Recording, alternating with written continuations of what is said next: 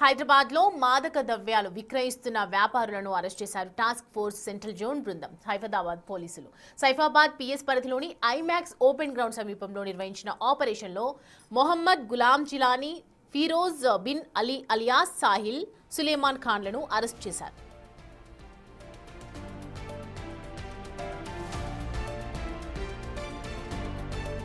నిందితుల నుంచి 100 గ్రాముల బ్రౌన్ షుగర్, 1350 గ్రాముల డ్రై గంజాయి, 7 మొబైల్ ఫోన్స్, బైక్ ను స్వాధీనం చేసుకున్నారు. వీటి మొత్తం విలువ సుమారుగా 23.50 లక్షలు.